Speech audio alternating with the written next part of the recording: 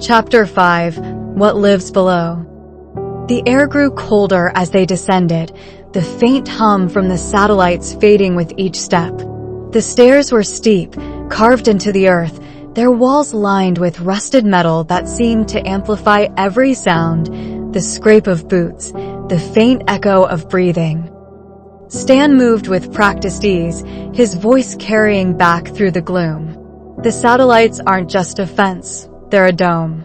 Frequencies overlap in a sphere, expanding outward from each unit. Up top, the signals meet and saturate everything on the ground, the air, even the trees.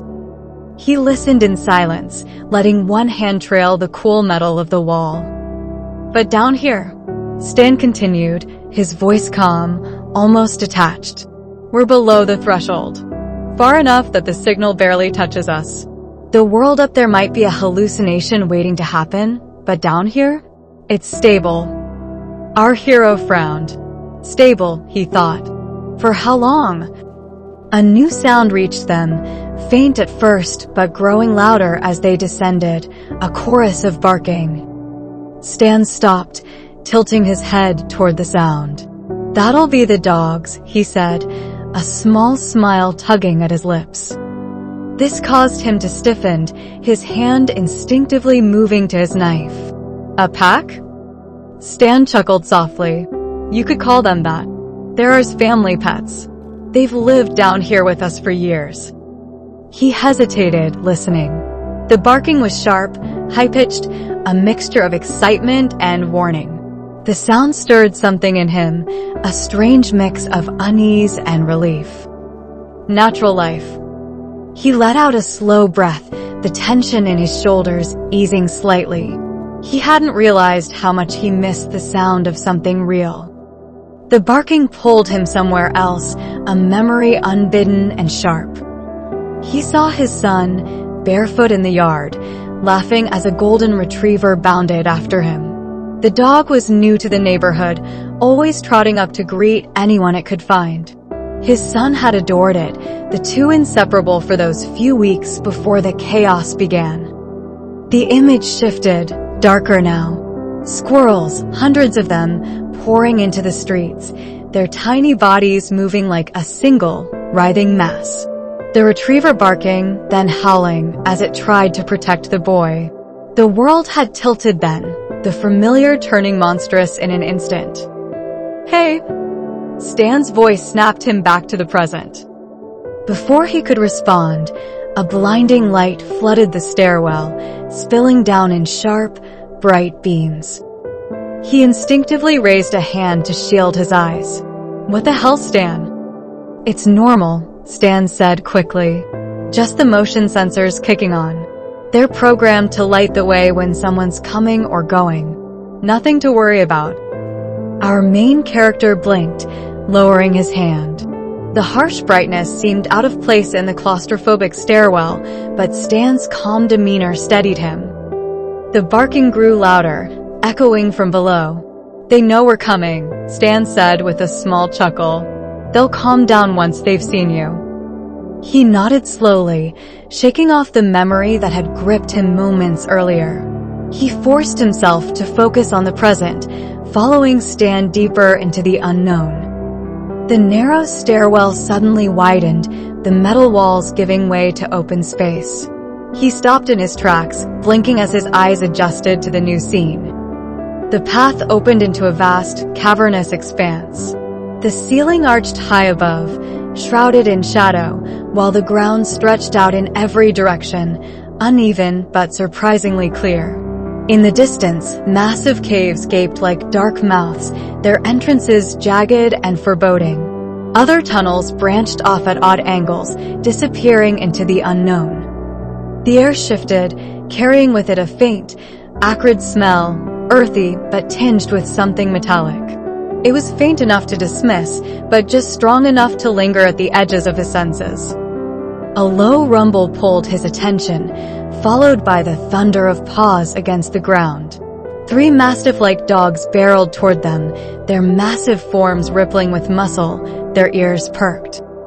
"Easy, boys," Stan called, his tone light but firm. The dogs slowed as they neared, tails wagging as they surrounded Stan. One nudged at his leg, another sniffed at his hands, while the third, the largest, stopped short and eyed our main character warily. He tensed, his hand hovering near his weapon, but Stan shook his head. "They're harmless, long as they know you're with me."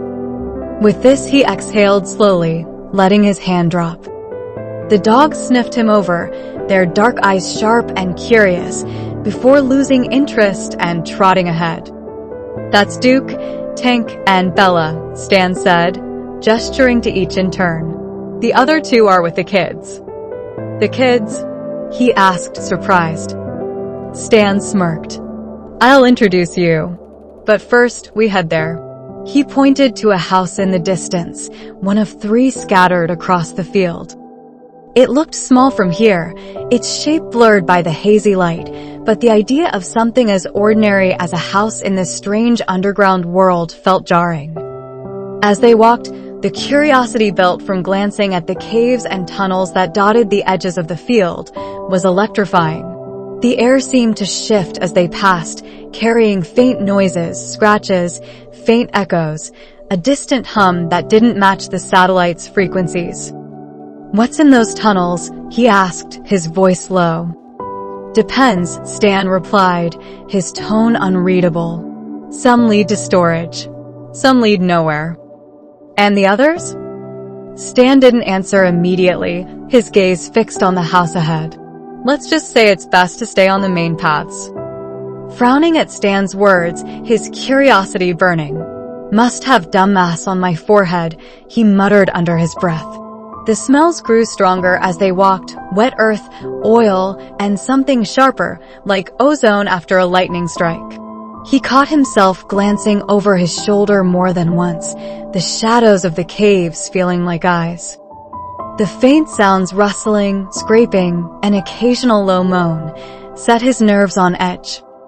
"Stan," he said finally, his tone wary. "What else is down here?" Stan gave him a sidelong glance. "You're asking a lot of questions for someone who just got here." He narrowed his eyes at Stan, but said nothing. As they neared the house, the dogs darted ahead, barking and circling near the front door. The sight of them, so normal in their excitement, clashed with the strangeness of the place, leaving our main character uneasy. "You'll get your answers," Stan said, gesturing for him to follow. "But first, let's eat." Inside the house, the space was simple but functional. A low table sat in the center of the room, flanked by mismatched chairs. A single lantern illuminated the space, casting long, flickering shadows against the rough walls. Stan gestured for his visitor to sit, then leaned back against the table, crossing his arms casually.